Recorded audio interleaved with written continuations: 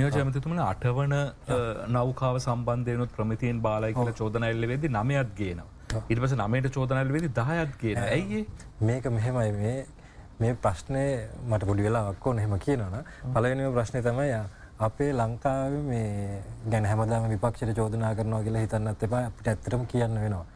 අපේ මේ නොරොච්චෝලේ බලාගාරය ගහලා තියෙන්නේ කොහෙද නොරොච්චෝලේ?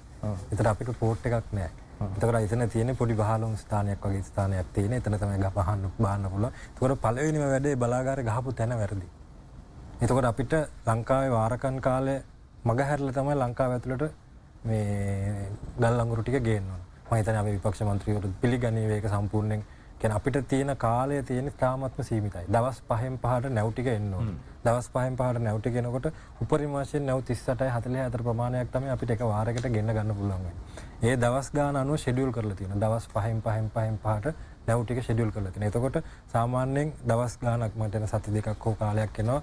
ඒ අදාළ පෝට් එකේ ඉඳන් ලංකාවට එන්න. එතකොට ඒ ෂෙඩියුල් එකේ දවසක් මිස් වුණාත් අපිට වාරකම් කාලේ පටන් ගත්තොත් අපිට අවශ්‍ය නැව් ප්‍රමාණය අපිට ගෙන්න ගන්න බැරි වෙනවා. ඉතින් ඒ අදාළ ඕඩර් එකට නැව් ටික එන්න ඕන. ඒ වගේම මේ නැව් වල මේ පිරිවතර මොකද්ද මේ ලෝඩ් පෝට් එකේ රිසල්ට්ස් එක හෝ ඩිස්චාර්ජ් පෝට් එකේ රිසල්ට්ස් එක වෙනස් වෙලා තියෙන්නේ ඩිස්චාර්ජ් පෝට් එකේ එකම එක පළවෙනි නැවේ විතරයි.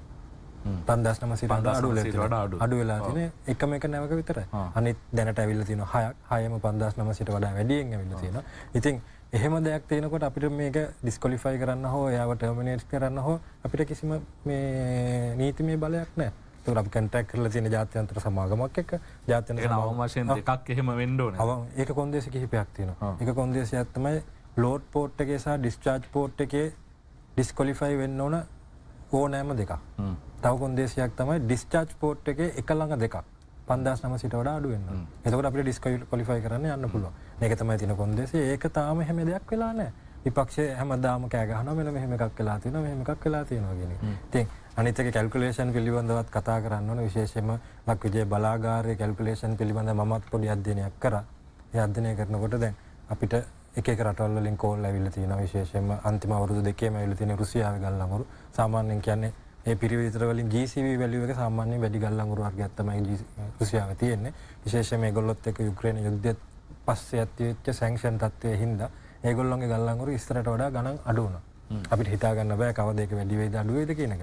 මේ ඒගොල්ලන් ගල් අඟුරු අඩු වුණා. ඒක තමයි 2022 න් පස්සේ සැන්ක්ෂන් වෙච්ච තත්ත්වයේ යටතේ ඒ අපිට ලංකාව ඇතුළට ගේන්න පුළුවන් වුණා. 2022ට කලින් සම්පූර්ණයෙන්ම වගේ ඇවිල්ලා තිබුණේ දකුණු අප්‍රිකාව මේ වගේ රටවල් වලින්. මේක අර රටේ ජනතාවට මේගොල්ලෝ හේතු ගන්නවන්න යනවා ලංකාවේ ඉතිහාසයේ පළවෙනි පාරට සිද්ධ වෙච්ච ප්‍රශ්නයක් කියලා. මගේ ගාව දැන් ඩොකියුමන්ට්ස් තියෙනවා 2016 කාලේ ගල් අඟුරු නැව් 7ක් රිජෙක්ට් වෙලා තියෙනවා.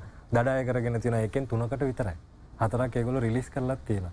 ඒ වගේම තව ෂිප්මන්ට් එකක් තියෙනවා ඩොලර් මිලියන 150 ඩොලර් මිලියන 1.575 දැනටත් අය වෙන්න තියෙනවා CBA එක CBA accounts වල තියෙනවා අපිට මේ අයවිය යුතු මුදල් විශේෂයෙන් 2016 අවුරුද්දේ යහපාලන කාලේ 2015 අවුරුද්දේ ඉතින් ඒ මුදල් තාම අය වෙලත් නැහැ.